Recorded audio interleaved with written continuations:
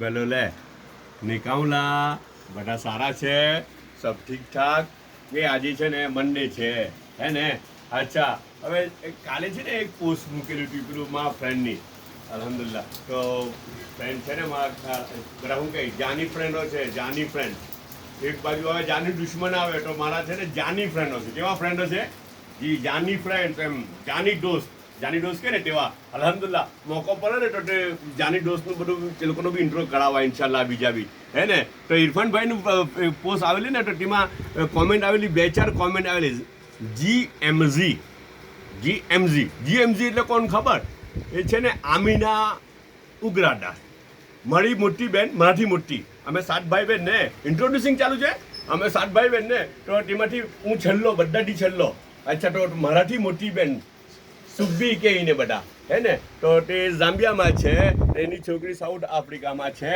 તો તે મારી ભાણી, તો તે નાનલી ઉઠી ને અહીંયા રહેતી હતી, કોસંબા આવા કરે, મોસાલીથી કોસંબા આવા જવાનું થયા કારણ કોસંબા રહેતા ઉઠા, ખાસું રહેતા ઉઠા બચ્ચાઓ હે ને. તો આ ઇરફાન અંકલ જે છે ને તે એમને લઈને બહુ એ લોકોને બહુ ફેરવેલા ઉઠા હે ને. તો ટીનું એ કહે છે તો તે મારી ભાણી થાય, GMZ છે ને જી, તે મારી ભાણી થાય આમીના ઉગ્રાડા જી. તો એ લોકોને બહુ ફરતા ઉઠા એ લોકો બધે જ્યાં જવું હોય ત્યાં લઈને બી જતા ઉઠા એ લોકોને હે ને. અચ્છા, હવે બીજી એક વાત, કેમ રાતના છે ને થોડુંક તબિયત વીક ઉઠી યાર, એસિડિટી ને એમ તેમ જરાક એવું થઈ ગયેલું હતું હે ને. ખાવાનું બધું બહુ જઈ હોય ને. અચ્છા, તો બહારનું ખાવાનું આવ્યું ને તો થોડું એસિડિટી થઈ ગઈ. બહારનું ખાધેલું હે મેં, એમાં એસિડિટી મને થોડીક થઈ ગયેલી. તો પછી મેડમ છે ને એકદમ સ્ટ્રિક્ટ થઈ ગયા હમણાં સવારે.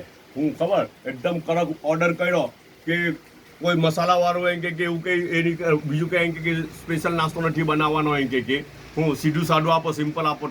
હેલ્થને મેન્ટેન કરવા માટે હે, કામ બચાવવા માટે નહીં કે ભાઈ કામ ઓછું કરવું પડે એટલા માટે નહીં હે. હા, હેલ્થ મેન્ટેન કરવા માટે. તો પછી હું કહ્યું ખબર, આ એક પરાઠો, સીધો સાદો પરાઠો બનાવીને આ મોકલી દીધો. જો પરાઠો તાજો જ બનાવેલો છે ને, જરા તો બી થોડો મસાલો તો મારેલો જ છે. આ ચીલી ફ્લેક્સ દેખાઈ રહેલા છે ખબર જી. પણ લચ્છા પરાઠા છે, આ મસાલાવાળા લચ્છા પરાઠા બનાવેલા છે. જો કેટલા લચ્છા છે અંદર, જો તો ખરા તમે ગણો તો કેટલા લચ્છા ગણાય, કોઈને ગણાય. જો લચ્છે પે લચ્છા જોયું આ જો હે ને.